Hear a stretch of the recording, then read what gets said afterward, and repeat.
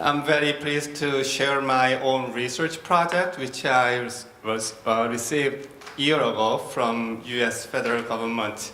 So that project is really kind of a good segue which you guys learned through this morning. So I'm going to explain what kind of project I'm doing so we can prevent youth violence in the United States and also help the society changing better. So my project is called BRAVE, stands for Building Resilience Against Violence Engagement. As the name stands, we really want to build a new community by preventing violence. So there are a couple of violence types, so I'm going to skip this one. But one thing I really want to talk about violence in the United States is dating violence and gun violence, school shooting, and also suicide and self-harm is considered as a violence too. Especially in the youth violence in the United States, youth violence in the United States is very unique because youth violence is a racial and community problem, which means great majority of youth affected by violence are disproportionately concentrated on ethnic minority youth, especially African American youth, which means youth violence is not prevalent to white community or affluent community. Most youth violence happened in disadvantaged, poor, ethnic minority communities. It's a really sad story. So I'm going to explain those stuff here. African American youth who are living in disadvantaged, high poverty, and segregated community, racially discriminatory and unjust social society suffer from hunger. United States, we said we are one of the top or well-developed country, but there are many kids who can't have 3 meals a day. So there is a hunger issue, substandardized education, frequent exposure to community violence, and much higher rates of domestic violence. Because of these issues, there is a vicious cycle going on. When they are affected by violence, when they grow up, they will be a perpetrator, and also their kids will be victimized. So in considering this issue, we really think of youth violence across the world, especially in the United States. You have to have social determinants approach and also public health approach. Social determinant means youth violence should not be blamed by individual or personal factor. It's more like a whole social issues, social risk factors. And also we have to consider youth violence from public health approach, which means public health approach really believe that youth violence is a disease which we can prevent, which we can treat, and also we can cure the social problems. So these two issues, there are a couple of risk and protective factors of causing youth violence in the United States. But one of the things I really want to share with you is a Chicago city map. As you see this Chicago is one of the most segregated city in the United States, which means all blacks, they live in south side of Chicago. It doesn't work.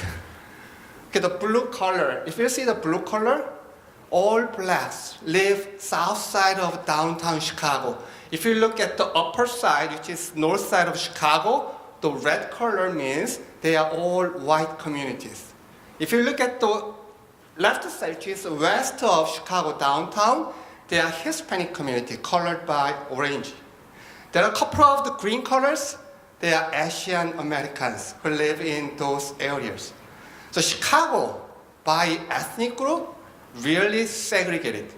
When you look at this ethnic, geographical map, compare it with crime rates.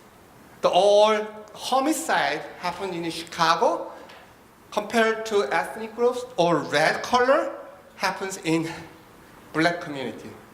If you look at the upper blue color, they are white community, there is no homicide through the whole year. What did you learn from this map? Youth violence is not prevalent across all Chicago city. It's really prevalent, disadvantaged, poor, ethnic minority communities. So if you look at this one, Chicago really tried to prevent gun violence through all kinds of policy resources, but still gun violence increased. As you see, this one in 2015, there were 480 people killed by gun violence. Just 1 year. More than one person every day, we lost one life. Last year, 2 years ago, there were 754 were killed by gun violence. If you look at shooting victims, luckily they're alive, but they are victims by gun violence. Each year in Chicago City, it's about 1 million population live in Chicago City, but we lost 700 people and about more than 4,000 people got injured.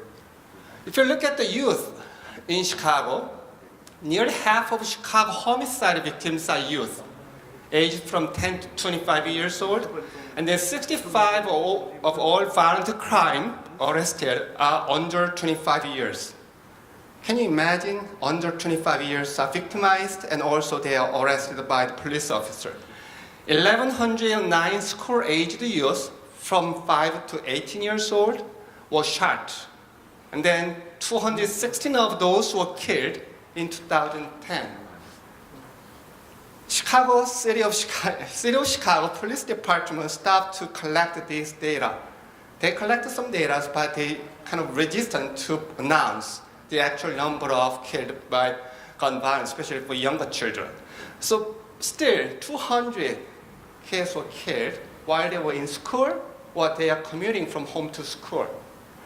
And then Chicago police arrested 2,336 youth for violent crime, while 4,400 youth, almost twice as many, were reported as victims of violent crime in 2010.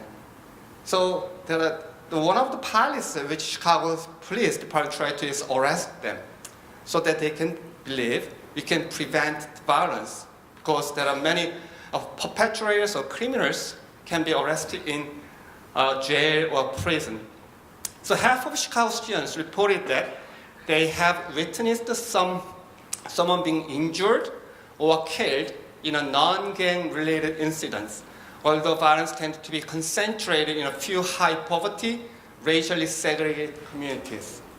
So imagine the situation, those kids live in poor community, disadvantaged community. Many of them are afraid of going to school without having their parents or having safeguards. So the living in Chicago, especially in certain community or ethnic group, is not safe at all. So gang-related youth violence is almost uniquely problematic in Chicago. As you see, the image of Godfather or some Al Capone in Chicago. So Chicago is, kind of the symbol of the gang-related violence. So you have many gang-related violence in Chicago. About the Asian American youth, in the United States, many people believe Asian Americans are really good. They are well off in their living situation, academically excellent, and also they do not have any kind of mental health problems. That is called model minority myth. But in actual situation, in fact, Asian American youth are also at higher risk than the general population for child abuse, sexual assault, being bullied, and suicide. Those are hidden agendas, especially in Asian communities. If they get bullied, they do not report, they do not revenge, they tolerate those being bullied in the school. So many Asian American kids who are bullied or who got abused by their parents, actually, the public didn't understand, because they believe, or majority of the United States citizens believe, Asians do not have any kind of problems. They're always top in math, they always play the piano, they always going to top college. But in reality, we really have some issues, especially anti-Islamic movements. So those are kind of the bias against many Asian American students. So Asian American students described students' verbal harassment because of their racial ethnic identity, or being mocked or bullied or teased, and physically victimized being randomly left in hallways, physically threatened, punched, having possessions stolen more than any other racial groups. But they didn't report. They didn't, fight against those, abused experiences. So many Asian Americans, they are kind of forgotten in United States culture. Especially in Southeast Asian Americans, 77.5% of them have witnessed physical aggression or community violence, and 43% have been victims during their lifetime. Some of them are refugees, some of them escaped from their home country, so they experience lots of trauma, but those cases are oftentimes forgotten. And then physical abuse among Asian American families have been found to be higher than the general population, but sexual abuse, neglect were lower than Asian American Pacific Island community. So if you look at this kind of data, there is a specific cultural, ethnic characters. So when you consider violence prevention programs, you have to think of what is the culturally appropriate, culturally competent services we have to provide. There is no such thing like a one-size-fits-all cultures or ethnic groups. So we have to think of what is the appropriate way of preventing violence, especially for Asian American students. Based on this idea, I applied to federal grant, and then 11 of university, hospitals, social service agencies got award from the US DHHS. It's called Department of Health and Human Services. So I received the grant last year and tried to develop specific model to help the ethnic minority youth violence, prevent youth violence, and also help them to empower their potentiality for fighting against and also changing the whole society. So this is a couple of ideas, but I'm going to skip this one. What is brave? As it says, building resilience against violence environments. It's not just, against one personality, it's the whole social environment. So there's a couple of the ideas. One is, it's very ambitious, but it's very necessary to develop this kind of comprehensive model in the United States. Brave is to develop and also implement comprehensive, holistic, innovative, evidence-based, community-focused, culturally and linguistically appropriate brave model for minority youth. It's very ambitious, but we have to think of what kind of programs we have to develop in the future. Evidence-based, community-based, and also culturally specific programs we have to develop, especially for ethnic minority students. So this is part of research and also demonstration, which means, nowadays when government gives some money, this require evidence. So part of my research in the project is to prove my services evidence by doing some research, and also actually implement my model to 3 community agencies. So we have an experimental group and also control group. So you have to provide services to experimental group for 4 years while you are controlling control group for 4 years. So after 4 years, we have to prove my brave model is really effective for minor ethnic students. So this is kind of idea. So what kind of ideas we have? This is kind of a huge fund. So for $25,000 a year, total of $1.7 million are received. So we have big fund for developing specific model for ethnic minority youth. If I calculate this number, each student will have $4,000 a year for having certain programs out of this money. So I don't know, how big the $4,000 in your own country, but one student through their whole services, if you calculate the service in terms of US dollar amount, it's $4,000 one student. So I selected 3 social service agencies covering 5 disadvantaged communities. So those are 30 Asian American students, 30 Hispanic students, and 40 Black students living in disadvantaged communities. ages from 12 to 15 years old. Because we believe the younger we provide services, the better in terms of prevention. So we try to limit the youth age group from 12 to 15 years old. So we selected 100 our experimental group, and also we selected another 100 students who have the same age, same ethnic groups, but do not have any kind of services for 4 years. So you want to compare these two groups. What are the ideas of BRAVE model? There's a couple of things I developed, but I just want to share very briefly. One is risk level adaptable, which means there are different ranges of violence. Some, is homicide skills, or some is really have a good skill to kill somebody. But someone has really bullied or just teasing someone. So there is a diverse range of risk factors. So we have to develop the model appropriate to each risk levels. And the second one is age development approaches. When you provide services, the service should be different between 12 years old and 15 years old, 19 years old. We cannot provide one single service to all age groups. So we have to think of what is the appropriate for their developmental stages, ethnic and cultural competency, and also community-based. So these are kind of my framework. And then through this project, we have about 7 groups of people as hired BRAVE team. So we all believe these 3 things. One is youth are active changing agent. They are not passive person. They are very active of not only preventing violence, but also transforming their community. So youth has potential. They have capability of changing society. So we really empower students to change the society.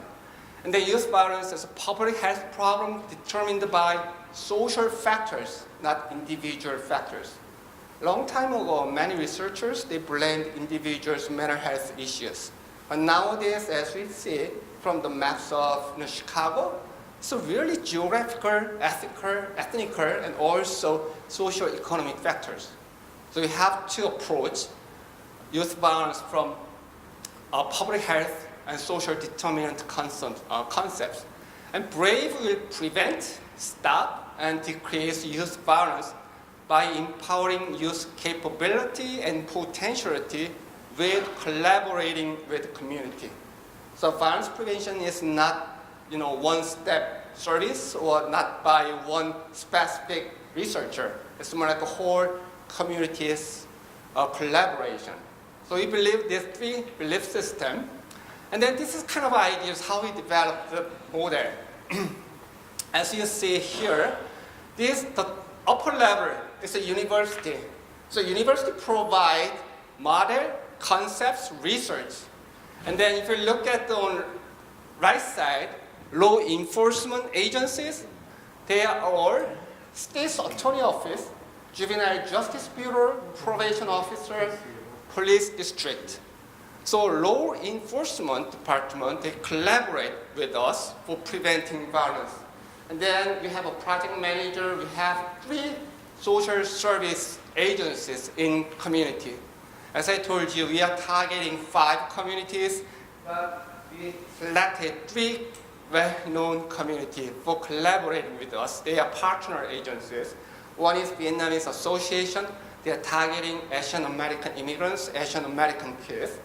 And then Central Romero is targeting for Hispanic group. And then Team of Inglewood targeting for Black students and Black families. So collaborating with these 3 social service agencies, each of agency has its partner schools because there are feeding schools. So in certain geographical areas, all kids are coming, are going to the same high school, junior high schools. So each agency work with target schools. There are a couple of schools who are willing to work with us, but some of schools, they don't like to work with us because there are lots of paperwork, lots of extra effort they have to put on. So some principals say, I really like your idea, but not this time. But some principals are very enthusiastic to prevent violence. So we selected each school and then work with schools. While agencies working the school, they provide after-school programs in school site or agency site. So if you look at the square, the white square piece, that is called after-school programs. And then not only providing services, mental health counseling service is very important. So each agency has 3 partner counseling services. Those counseling services provide professional counseling services, including individual, group, and family counseling services. Not only providing counseling services, brave kids, oftentimes they have crisis. Like counselors are not working 24/7.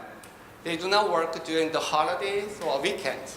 So we have to have somebody who back up the situation if anything happens during the Sunday evening. Social service agency is not go to family, so you have to hire one on-call crisis team. They are 24/7 on-call. So something happens, we call her, and then she goes to that place or home or some, the agency provided crisis intervention. So this is kind of community-based kind of structure, how we develop the BRAVE model. And then a couple of things I want to show. This is risk level adaptable program, which means if you look at this one, the prevention kids are kind of everyday kids, normal kids. They may have some trouble issues in school and family, but they are very much normal students. We can work with them. So we selected 50 students out of 100, and then they receive these prevention target youth services. But intervention group is kind of high-risk students or high-risk youth. They have experience of fighting, victimized, or sometimes they got caught by police officer, but they are not yet imprisoned. So those high-risk kids, we selected 40. So you have to develop or provide different level of social services or prevention services. And the response kids who are already caught by police officer or in the process of court system. Some of them will be prisoned later, or they got probation officer, the supervision. So those cases are called response. So as you see, there are all different types of services we are providing. But response kids, they received basic prevention service, and the intervention service, and the highest services. Those are called IPS, Intensive Prevention Service, and also CN called Custom Notification. So this is the service we provide. Yeah, and then one of the services I really want to share with you is a case management. Even if you provide services, there should be one manager who oversees all programs. Otherwise, we just provide kind of fragile services. We may not keep track how the kids change for next 4 years. So we hired case manager for each agency, and that person is really managing the whole situation. If you look at this one, we have a target youth and family in the center of the circle, and then that kids get service through the Loyola University, law enforcement, public health schools, and behavioral health services. And then they have a kind of secondary support. The second circle represents how these target students get services. So this is called case management services. A couple of services we have provided so far is minimum 4 hours a week tutoring services by college volunteer students or teachers. So we recruit many college students through the Loyola University, and we trained them, and also we recruit retired teachers. And 1 hour every week, case management services, weekend field trip, recreation sports, peer mentoring, group counseling, parenting education, professional mental health services. Having counseling services is very expensive. Even though those kids need lots of professional services, they cannot afford. So we pay them for getting professional counseling services. All services are free. That's why each student will have 4,000 equivalent US dollars a year. And then 6 weeks of summer camp, including 1 week summer camp at Loyola University. They study in Loyola University dormitory, enjoy whole campus life so that they are motivated to go for college later. Many of those kids do not have the idea of what college it is. Because their parents didn't graduate high school, there is no resources to go to college. So when they stay in Loyola campus, they were so excited, they were so motivated, they know how to go to college. So they can study hard after this summer break. And then home visit, and then implicit bias training. This is very important, especially I'm targeting ethnic minority students.